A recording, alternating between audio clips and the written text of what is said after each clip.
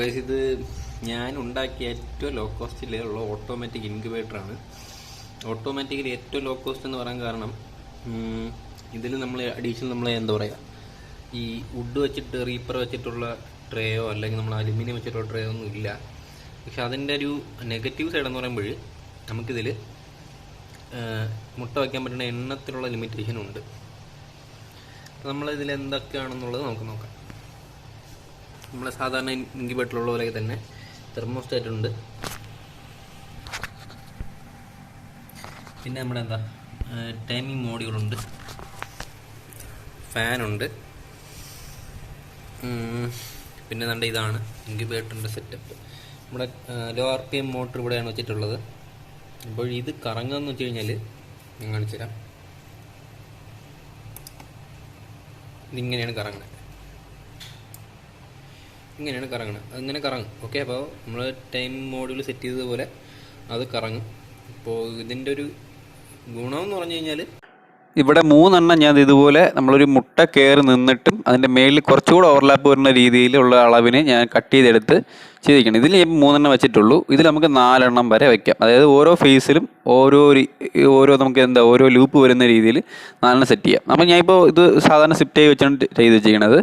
അപ്പോൾ ഇതാണ് എൻ്റെ ബേസിക്. നമുക്ക് ട്രേ ഒന്നും അങ്ങനെ ഉണ്ടാക്കാൻ പറ്റാത്തൊരു കണ്ടീഷൻ ആണെന്നുണ്ടെങ്കിൽ ഇത് നമുക്ക് യൂസ് ചെയ്യാം. അതാണ് ഇതിൻ്റെ ഒരു ഗുണം. നമുക്ക് വീട്ടിൽ നിന്ന് കിട്ടുന്ന സാധാരണ സിമ്പിൾ, അധികം പൈസ ഒന്നും കൊടുക്കേണ്ടാത്ത സാധനങ്ങൾ വെച്ച് തന്നെ നമുക്ക് ഉണ്ടാക്കാൻ പറ്റുമെന്നുള്ളതാണ്. പിന്നെ ഈ പറഞ്ഞ പോലെ ഇതാണ് സിമ്പിൾ ടെക്നിക്ക്. ഇതിൽ വലിയ എഞ്ചിനീയറിംഗ് തലയുടെ ഒന്നും ആവശ്യമൊന്നുമില്ല. വളരെ ബേസിക്കായിട്ട് ഉണ്ടാക്കുന്ന സംഭവം തന്നെയാണ് ഈ സംഭവമെല്ലാം. ഇനി ബാക്കി പാർട്സ് എന്ന് പറയുമ്പോൾ ഞാൻ റൈറ്റ് സൈഡിൽ വെച്ചിരിക്കുന്ന സംഭവം RPM മോട്ടർ ഇതുപോലെ നമുക്ക്, അതായത് ആ ട്രെയിൽ നമ്മൾ റൊട്ടേറ്റ് ചെയ്യാൻ ഉദ്ദേശിക്കുന്ന സാധനം നിന്ന് കറങ്ങാമെന്നുള്ള രീതിൻ്റെ ഹൈറ്റിൽ ഞാനിവിടെ മോട്ടർ സെറ്റ് ചെയ്തിരിക്കുന്നത്. ഇതാണ് എൻ്റെ വയർ. ഇത്രേ ഉള്ളൂ. മോട്ടർ ഞാൻ ഹോട്ടലിൽ വെച്ചാണ് കണക്ട് ചെയ്തിരിക്കുന്നത്. പിന്നെ അതിൻ്റെ ലെഫ്റ്റ് സൈഡിൽ വരുന്നത് നമുക്കതൊരു ആക്സസിൽ നിന്ന് കറങ്ങണം. ഓക്കെ, അപ്പോൾ അതിൻ്റെ നടുക്ക് വരുന്ന റോഡ് ജസ്റ്റ് നിന്ന് കറങ്ങാൻ രീതിയിൽ മാത്രം സിമ്പിളായിട്ടൊരു നെയിലും ഒരു ക്യാപ്പും വെച്ചിട്ടാണ്, ഈ ക്യാപ്പിലാണ് കയറി നിൽക്കുന്നത്. പിന്നെ ഇതാണ് ഇതിൻ്റെ ബേസ് എന്ന് പറയുന്ന സംഭവം, മെയിൻ സംഭവം, ബേസിക് ആയിട്ടുള്ള സംഭവം. ഇത് ഒരു റോഡ്, അത് ഞാൻ പറഞ്ഞ പോലെ ഒരു PVC ഒരു പൈപ്പാണ് എടുത്തത്. ആ പൈപ്പിൽ, ചോർ പൈപ്പിൽ നമ്മുടെ സാധാരണ നെറ്റില്ലേ, കാളിഞ്ഞ നെറ്റ്, ആ സംഭവം ഇങ്ങനെ എടുത്ത് ചരിച്ച് വെച്ചിട്ടുണ്ട്. അടക്കി ഞാൻ സെറ്റ് വെച്ചാണ് ചെയ്ത് വെച്ചിരിക്കുന്നത്. പിന്നെ ഇത് എങ്ങനെയുള്ള ആൾക്കാർക്ക് യൂസ് ചെയ്യാമെന്ന് പറഞ്ഞു കഴിഞ്ഞാൽ, നമ്മളിപ്പോൾ ട്രേ ബേസ് നമ്മൾ റൊട്ടേറ്റ് ചെയ്യണതും അല്ലെങ്കിൽ നമ്മൾ ട്രേ വെച്ച് ഇങ്ങനെ സൈഡിലോട്ടും റൈറ്റിലോട്ടും ലെഫ്റ്റിലോട്ടും ഇങ്ങനെ ചരിയുന്ന ടിൽറ്റിങ്ങുള്ള രീതിയിലും നമ്മൾ ഓട്ടോമാറ്റിക് ഇൻക്യുബേറ്റർ സെറ്റ് ചെയ്യണതിനേക്കാളും ആക്ച്വലി സിമ്പിളാണ്. അതിൽ അഡ്വാൻറ്റേജ് എന്ന് പറഞ്ഞു കഴിഞ്ഞാൽ നമ്മളതിൽ കുറച്ച് കൂടെ, അതായത് ക്വാണ്ടിറ്റി നമുക്ക് കൂടുതൽ വയ്ക്കാൻ പറ്റും. ക്വാണ്ടിറ്റീസ് ഓഫ് എഗ്ഗ് നമുക്ക് കൂടുതൽ വയ്ക്കാൻ പറ്റും. ഇതിലത് പറ്റത്തില്ല. അതിലിപ്പോൾ എങ്ങനെ വരുന്നാലും ഇപ്പോൾ ഈ അളവിൽ, ഞാൻ ചെയ്തിരിക്കുന്ന ഈ അളവിൽ ചെയ്യുകയാണെന്നുണ്ടെങ്കിൽ എനിക്ക് ഇതിൽ ഒരു ലൂപ്പും കൂടെ ഇൻട്രൊഡ്യൂസ് ചെയ്യുകയാണെങ്കിൽ ഓരോ ലൂപ്പിലും 3 വെച്ച് 12 മുട്ട ഇതിലൊക്കെ വയ്ക്കാൻ പറ്റത്തുള്ളൂ. അത് നമുക്ക് സിമ്പിളായിട്ട് ഒരു വീട്ടിൽ അത്യാവശ്യം ചെയ്യാൻ പറ്റുന്നൊരു സംഭവം. അതിനല്ല ഇതിനിപ്പോൾ കൂട്ടണമെന്നുണ്ടെങ്കിൽ പറഞ്ഞ പോലെ ഈ റോഡിൻ്റെ നമുക്ക് ലെങ്ത് വേണമെങ്കിലും കൂട്ടാം. മനസ്സിലായില്ലേ? അങ്ങനെ റോഡിൻ്റെ ലെങ്ത് കൂട്ടാമെന്നുള്ള രീതി ഇതിന് ഓപ്ഷൻ ഉണ്ട്. അപ്പോൾ ഇതാണ് ഇതിൻ്റെ സിംപ്ലിസിറ്റി എന്ന് പറയുന്നത്. ഇത് ആർക്ക് വേണമെങ്കിലും ചെയ്യാം. അപ്പോൾ നിങ്ങൾക്കിപ്പോൾ ഒരു ബേസിക് ഐഡിയ കിട്ടിക്കാണ്. അപ്പോൾ ഇത് ഇത്രേ ഉള്ളൂ എന്നുള്ള സംഭവം. ഇനി ഇതിൻ്റെ കോസ്റ്റ് വരുന്നതിൻ്റെ കേസ് ഞാൻ പറഞ്ഞുതരാം.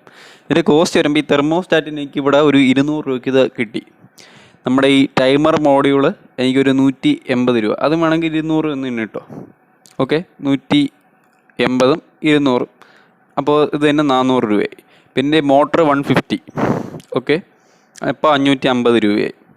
പിന്നെ ഇതിലാകെ നമുക്കിപ്പോൾ പുറത്തുനിന്ന് വാങ്ങേണ്ടി വരുന്നൊരു സംഭവം എന്ന് പറയുന്നത് ബൾബ് ഹോൾഡറും പിന്നെ ഈ ഫാനുമാണ്. ഇപ്പോൾ ഫാൻ എന്ന് പറഞ്ഞാൽ എൻ്റെ പഴയൊരു ഗ്രാഫിക്സ് കാർഡിൻ്റെ ഫാന് ഞാൻ യൂസ് ചെയ്യുന്നേ ഉള്ളൂ. അപ്പോൾ നിങ്ങൾക്ക് ഇല്ലയെന്നുണ്ടെങ്കിൽ ഒരു 10-50 രൂപയ്ക്കോ വല്ലതും വാങ്ങാൻ പറ്റും. പിന്നെ ബൾബ്, അതൊരു 20 റുപ്പീസ്.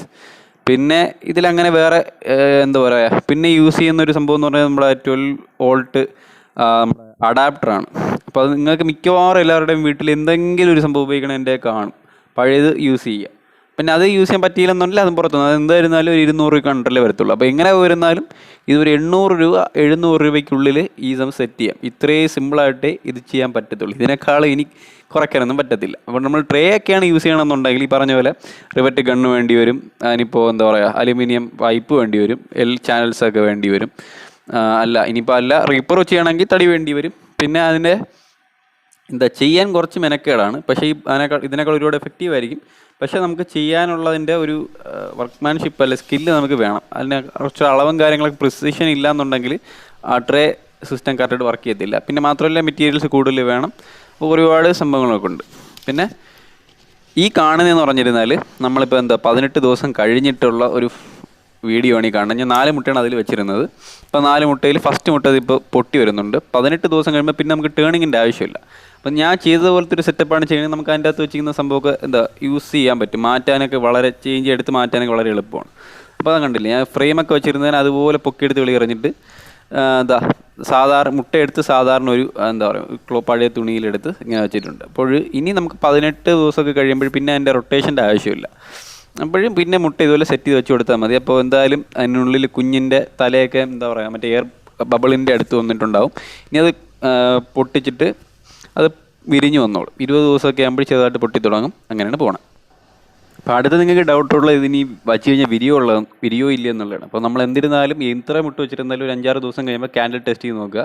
അപ്പോൾ അതിൻ്റെ അകത്തുള്ളതിനെ വെച്ചേക്കുക. അതല്ലേ ഗ്രോത്ത് സ്റ്റാർട്ട് ചെയ്യുന്ന വെച്ചേക്കുക, ഉറപ്പായിട്ടും വിരിയും. കാര്യം എനിക്ക് ഞാൻ 4 വെച്ചിട്ട് കറക്റ്റായിട്ട് 4 വിരിച്ചിട്ട് 2 വീഡിയോ ഞാൻ നിങ്ങൾക്ക് എടുത്തിട്ടുണ്ട്. കാര്യം എല്ലാത്തിൻ്റെ വീഡിയോ എടുക്കാൻ പറ്റില്ല. ഇത് തന്നെ പാതിരാത്രി 12 മണിക്കാണ് ഇത് വിരിയണത്.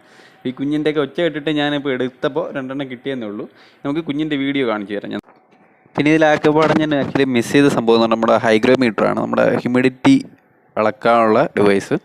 അപ്പോൾ അത് ഞാൻ ഓൺലൈനിൽ വാങ്ങിച്ചപ്പോൾ 600-500 എന്തോ. പക്ഷേ അത് ഞാൻ പറയുന്നത് റെക്കമെൻഡ് ചെയ്യുമെന്ന് ചോദിച്ചു കഴിഞ്ഞാൽ അതിൻ്റെ ആവശ്യം ശരിക്കും ഇല്ല. നമ്മൾ 1-2 പ്രാവശ്യമൊക്കെ നമ്മൾ സാധാരണ ഇൻക്യുബേറ്ററൊക്കെ ചെയ്യുമ്പോൾ നമുക്ക് മനസ്സിലാവും ഏത് പാത്രത്തിൽ വെള്ളം വെക്കണം, എത്ര വെള്ളം വെക്കണമെന്നൊക്കെ ഉള്ളത്. അപ്പോൾ ഈ സെറ്റപ്പ് ആണെങ്കിൽ പറഞ്ഞ പോലെ ഒരു 4 ദിവസത്തിലൊരിക്കൽ വെള്ളം മാത്രം ചേഞ്ച് ചെയ്ത് കൊടുത്താൽ മതി, ബാക്കിയെല്ലാം ഓക്കെയാണ്. സോ ഗൈസ്, ഇതാണ് ഫൈനൽ റിസൾട്ട്. അപ്പോൾ you guys can ask any kind of question in the comments. അപ്പോൾ ഞാൻ എല്ലാത്തിനും ആൻസർ ചെയ്യുന്നുണ്ട്. അപ്പോൾ കണ്ടല്ലോ, എല്ലാവർക്കും വേണമെങ്കിൽ വീട്ടിൽ ട്രൈ ചെയ്ത് നോക്കാം. ഇത്രയേ ഉള്ളൂ. ഒരു 800 രൂപ ഉണ്ടെങ്കിൽ നിങ്ങൾക്ക് ഈ പക്കയായിട്ടുള്ള ഇൻക്യുബേറ്റർ ഉണ്ടാക്കാം. ഇത് റിസൾട്ട് ആക്ച്വലി എനിക്ക് 100% തന്നെ പറയാൻ പറ്റും. കാര്യം 4 വെച്ചിട്ട് 4 വിരിഞ്ഞിട്ടുണ്ട്. അപ്പോഴേ എല്ലാം നമ്മളൊരു ചെയ്ത് നമുക്കൊരു ഒപ്റ്റിമം റിസൾട്ടിൽ എത്താനേ പറ്റത്തുള്ളൂ. അപ്പോൾ നിങ്ങൾ നോക്കുക, നമ്മുടെ വെള്ളത്തിൻ്റെ കണ്ടൻ്റ് ആയിരുന്നാലും നമ്മുടെ ടെമ്പറേച്ചർ ആയിരുന്നാലും നമ്മൾ എപ്പോഴും ഒരു അനലോഗ് തെർമോമീറ്റർ തന്നെ വെച്ച് നോക്കണം. അനലോഗ് വെച്ച് വേണം നമ്മൾ ഡിജിറ്റൽ കാലിബ്രേറ്റ് ചെയ്യാതെ ഒരിക്കലും ചെയ്യരുത്. റിസൾട്ട് വളരെ മോശമായിരിക്കും. അപ്പോൾ എല്ലാം ചെയ്ത് നോക്കിയിട്ട് പറഞ്ഞാൽ ഓക്കെ.